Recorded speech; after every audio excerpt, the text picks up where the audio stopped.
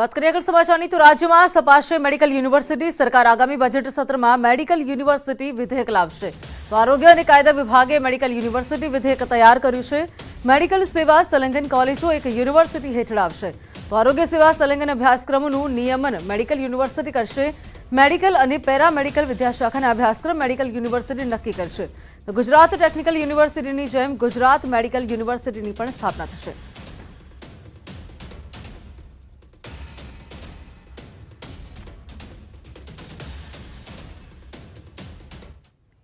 सूरतना अल्थाणा पोलीसना 2 कर्मीओ पर गंभीर आक्षेप थई रह्यो छे। पीएसआई शैलेष गोस्वामी कोन्स्टेबल कुलदीप पर आक्षेप करायो छे।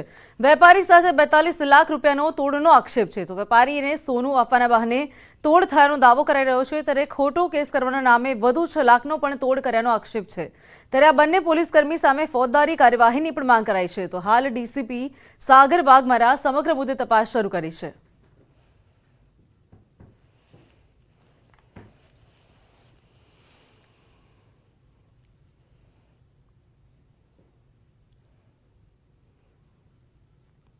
मध्य गुजरातना आणंद जिल्लामां पालिका द्वारा कौभांड आचरवामां આવ્યું હોવાની આશંકા સેવાઈ રહી છે તો વર્ષ 2008માં આણંદના શહેરીજનોને પરિવહનની સુવિધા પ્રાપ્ત થઈ રહી તે માટે વિટકોસ બસ સેવા શરૂ કરવામાં આવી હતી ત્યારે ખાનગી સંસ્થા સાથે પાલિકા દ્વારા કોન્ટ્રાક્ટ કરવામાં આવ્યો હતો પરંતુ આ બસો આણંદ પૂરતી મર્યાદિત નથી।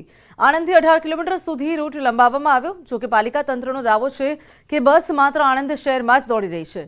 આટલું જ નહીં આણંદથી વડોદરા સુધી દોડતી આ બસોમાં મુસાફરો પાસેથી ટિકિટ રૂપે રૂપિયા તો વસૂલવામાં આવે છે પરંતુ ટિકિટ નથી આપવામાં આવતી તો આણંદથી વડોદરા સુધી બસ દોડાવવામાં આવે છે પરંતુ ટિકિટ માત્ર બાંધણીના મુસાફરોને જ આપવામાં આવે છે તો પાલિકા તંત્રના ચીફ ઓફિસર વિટકોસ સંસ્થાનો બચાવ કરી રહ્યા છે કે આણંદ શહેરમાં તે બસ દોડે છે તો વિટકોસ બસ જ્યારે આણંદ નાગરિકો કંઈક અલગ જ કહી રહ્યા છે આવો સાંભળીએ।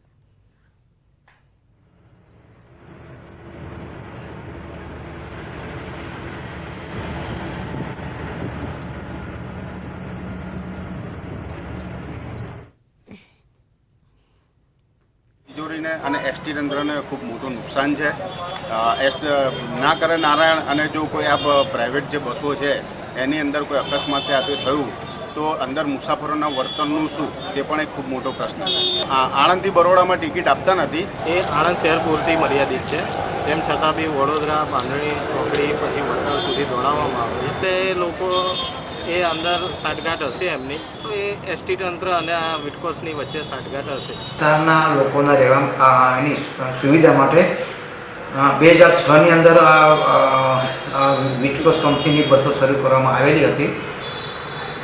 નગરપાલિકા હદ વિસ્તારમાં એમને પરમિશન આપેલી હતી। ટિકિટ જે કંઈ આપણે જે સરકારની જે એસટી બસની ટિકિટ છે એ મુજબ ટિકિટો આપવાની જોગવાઈ છે અને ટિકિટ આપે છે છતાં જો કદાચ ટિકિટ નહીં આપતો હોય અને તો અમે એને ચકાસણી કરીશું અને એને જો ખરેખર નહીં આપે તો એને નોટિસ આપી જરૂરી કાર્યવાહી કરીશું।